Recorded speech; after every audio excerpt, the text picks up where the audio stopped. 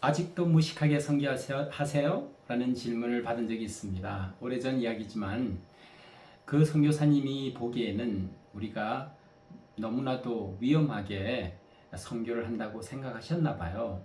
좋은 뜻으로 받아들이고 싶습니다. 그러나 그 상황에서 그 아내 선교사님의 반응에서 그 질문이 그렇게 좋은 뜻은 아니었다는 것을 알게 되었어요.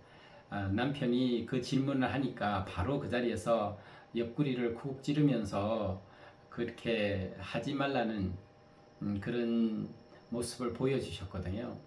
아마도 우리가 하는 선교에 대해서 선교사님 사이에서도 말이 많았나 봐요.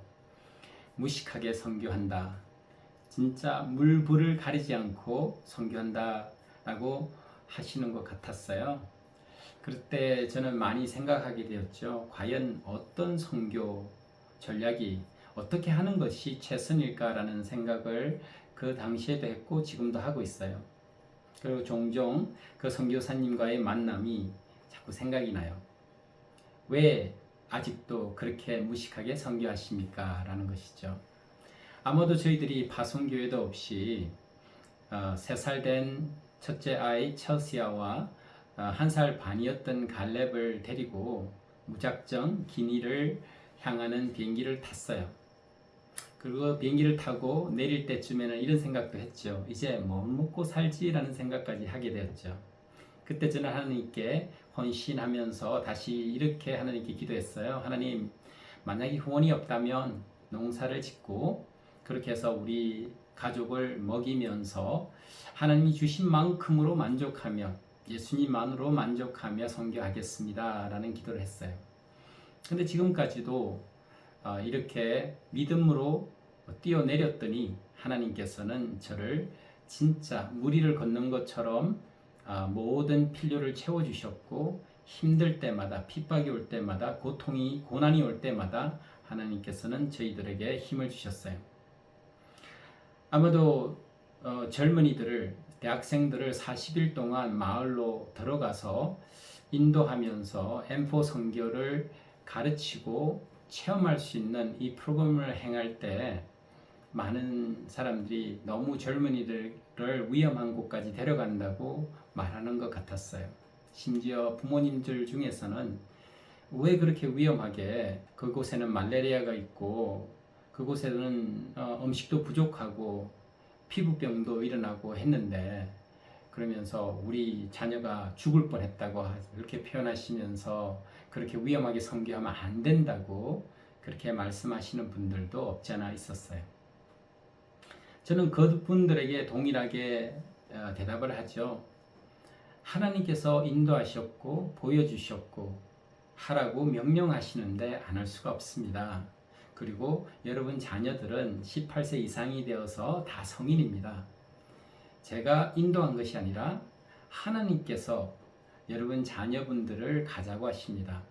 그래서 그들이 이 마을까지 온 것이죠. 선교사님들 사이에서는 저에게 이런 말을 하는 분들이 있었어요.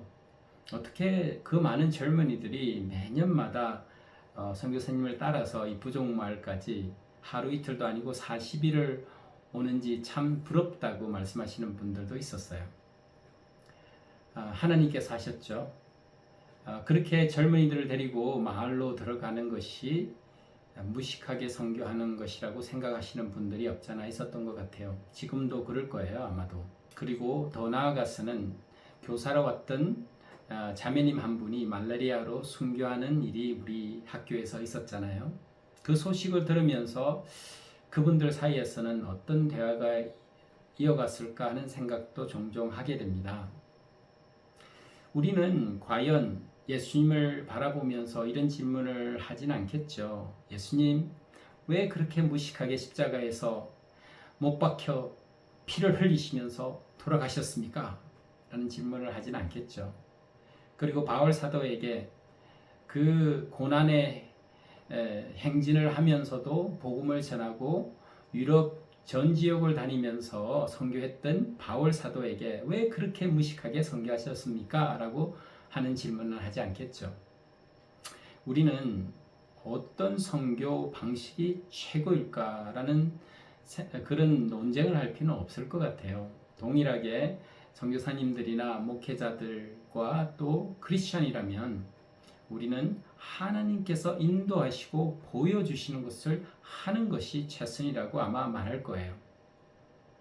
하나님께서는 저에게 M4 선교를 보여주셨고 젊은이들을 인도하고 마을로 들어가서 40일, 성경에 나오는 40일 그렇게 하나님을 체험하고 가는 그 프로그램을 지금까지도 해왔었고 앞으로도 계속 할 거예요.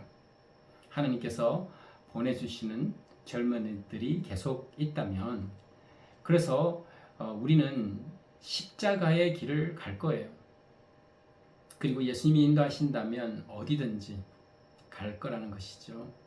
그것이 인도하시는 하나님의 명령에 순종하는 것이 최선이고 최고라는 것을 믿기 때문이죠. 그 누가 어떻게 비난을 해도 핍박을 해도 하나님이 인도하시는 곳에서 주님이 보여주시는 만큼만 채워주시는 만큼만 할 계획이에요. 그것이 하나님의 전략이라고 저는 생각해요. 기도를 하면서 하나님의 음성을 듣고 그래서 아프리카에 세워진 센터가 이제 20년이 넘었거든요.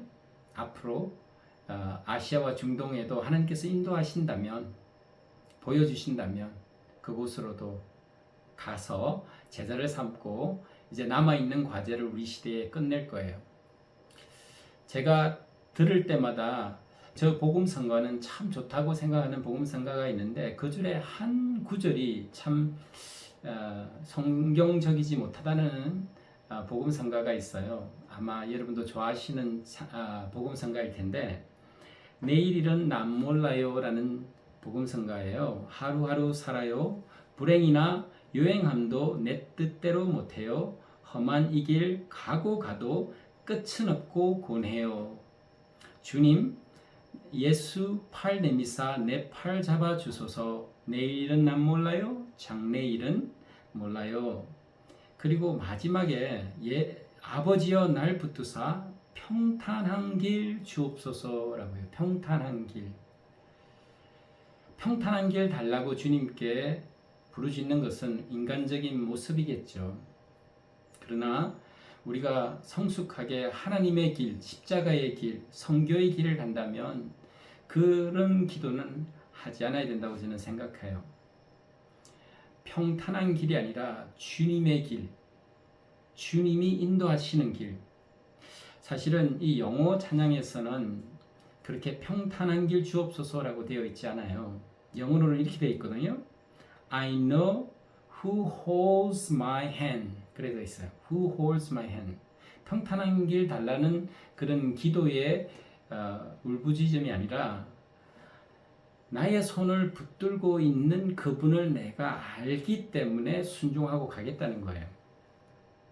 우리는 계속해서 하나님의 손, 그 십자가에서 피 흘리신 구멍난 예수님의 손, 그 손을 잡고 주님이 인도하신다면 어디든지 가서 무엇이든지 해야 되겠죠. 복음성가는 계속해서 이렇게 이어져요. 그 말씀은 다 좋은데 그것이 이렇게 돼 있어요. 이 좁은 이 길, 진리의 길, 주님 가신 그 옛길, 힘이 들고 어려워도 찬송하며 갑니다. 성령이여 그 음성을 항상 들려주셔서 내 마음은 정했어요. 변치 말게 하소서. 내일은 안 몰라요. 장래일도 몰라요. 아버지여 아버지여 주신 소명 이루소서. 참 좋은 복음성가 아니에요. 주신 소명, 주신 명령, 그것을 이루소서 하는 찬양이고 또 3절에 가면 이렇게 돼 있어요. 조금 내려가서 보면 순교자의 본을 받아 나의 믿음 지키고 순교자의 신앙 따라 이 복음을 전하세. 불과 같은 성령이여 내 마음에 항상 계셔 천국 가는 그날까지 주여 지켜 주옵소서. 천국 가는 그날까지.